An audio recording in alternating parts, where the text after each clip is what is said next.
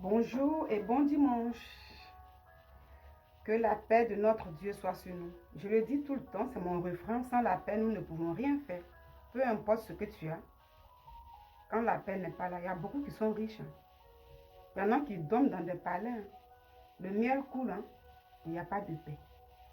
Sans la paix, tu ne peux rien. Moi, je ne peux rien faire. Alors, la fois dernière, j'ai fait un post. Il y a quelques semaines de cela. Et je disais, c'est ce poste en question.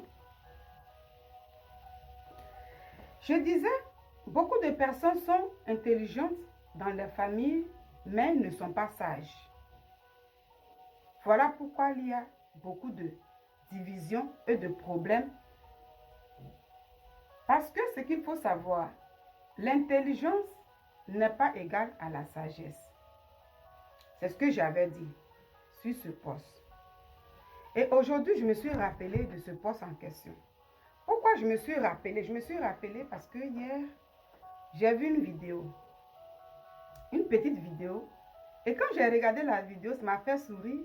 Et en même temps, je me suis rappelé. Et oui, il y a beaucoup de personnes qui se croient sages. Non.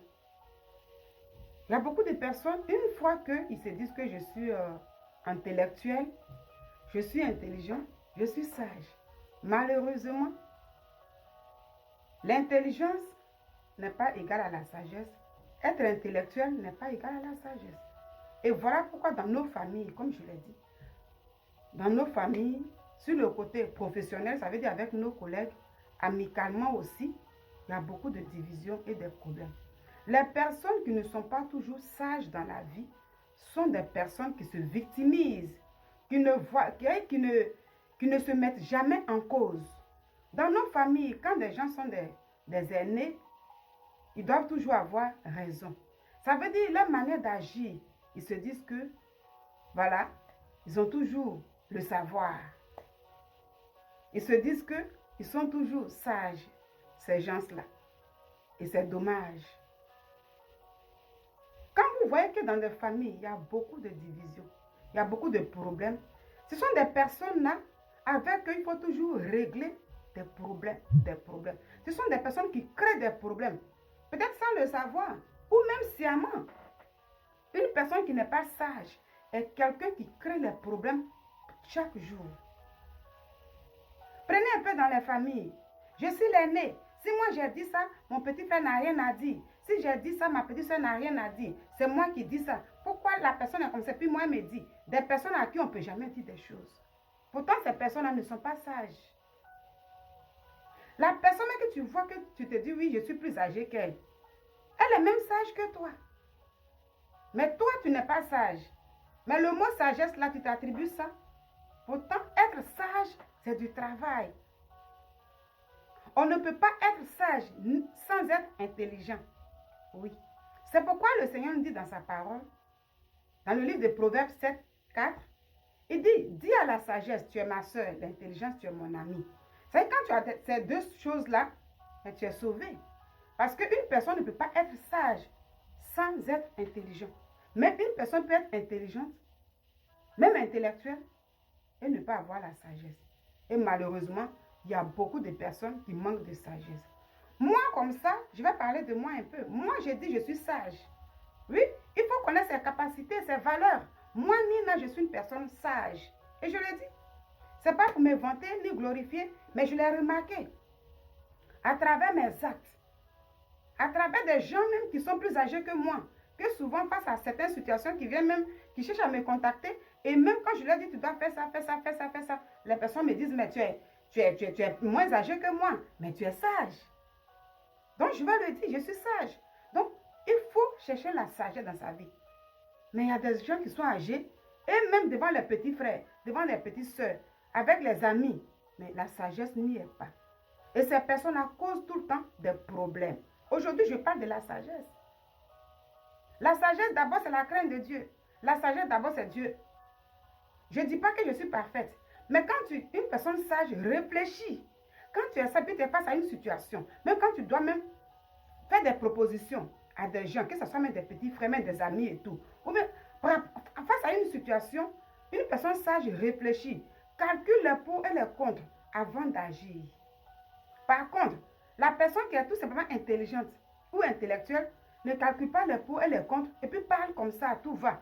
Ce qui fait que même quand cette personne est en bonne harmonie même avec son ami, avec ses parents et tout, par ce manque de sagesse dans sa vie, peu importe sa richesse, peu importe son rang social, peu importe là où se trouve, par son manque de sagesse, détruit beaucoup de relations. Et loin des amis, dans la famille, refroidissent tout ce qui était bien entre eux, divisent des familles, sont tout le temps dans des trucs de régler à faire. C'est ça. Quand tout est bon, une personne qui n'a pas de sagesse crée tout le temps. Ça veut dire prépare des problèmes dans le futur, des divisions dans le futur. Avec ces personnes-là, il faut régler des problèmes. Il faut régler des problèmes. Or, celle qui est sage là évite. Et malheureusement, il y a beaucoup qui ne sont pas sages. Que tu sois âgé, que tu sois l'aîné, que tu sois quoi, qui sont nombreux dans des familles. Mais ces mêmes personnes sont des victimes. Toujours, c'est moi, ils ont fait ça, c'est moi, ils ont fait ça. Elles ne se rendent pas compte. Mais pourtant, elles créent des problèmes partout, qui ne réfléchissent pas, qui ne calculent pas les pour et les contre. Mais quand ces personnes doivent même s'adresser à quelqu'un, ou même parler de quelqu'un, ça parle comme ça. C'est le manque de sagesse. La sagesse doit être la base de tout un chacun de nous. Mais c'est dommage. Pour être sage, il faut avoir la crainte de Dieu pour calculer. Et hier, la vidéo que j'ai vue, je vais vous la montrer. Le poste que voilà, j'ai vu la vidéo. Vous voyez cette vidéo.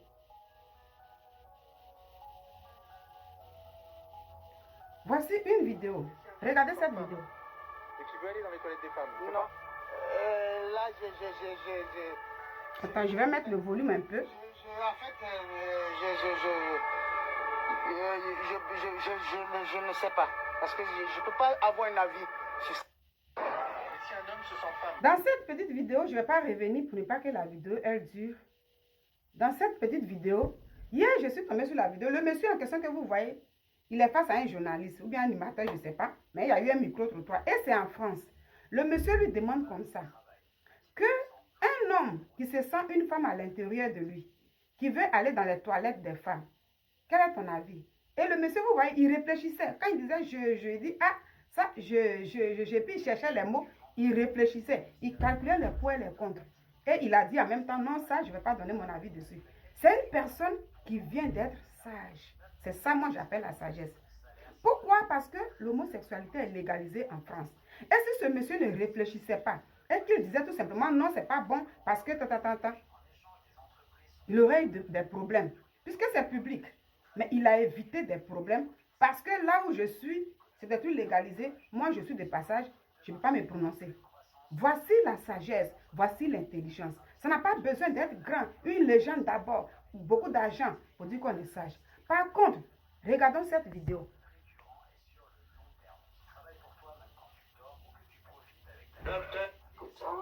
Didier, c'est un grand joueur, oui. Mais je suis patron. Ce que je dis, les mêmes salaires. Voilà. Et justement, si tu gagnes 10 fois plus que l'autre, c'est que pas l'autre si collectif que ça.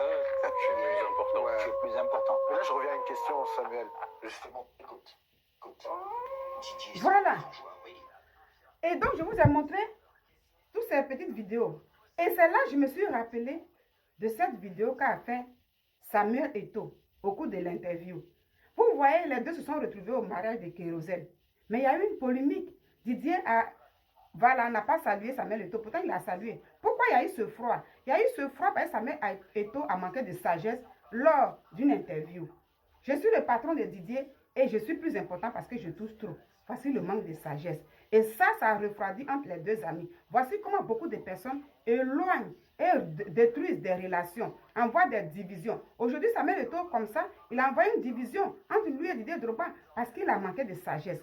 Donc, il est intelligent, il est intellectuel, mais il n'est pas sage. Beaucoup sont remplis comme ça dans les familles. C'est dommage, c'est malheureux. Une personne, quand tu dis je suis ton patron, c'est lorsqu'on travaille pour quelqu'un. Mais ne regardez pas, ça y est, les gens regardent un peu leur rang social et puis ils sont des patrons. C'est dommage. Soyons sages dans nos familles, soyons sages et puis évitez de quitter dans l'arrogance parce que ça fait perdre.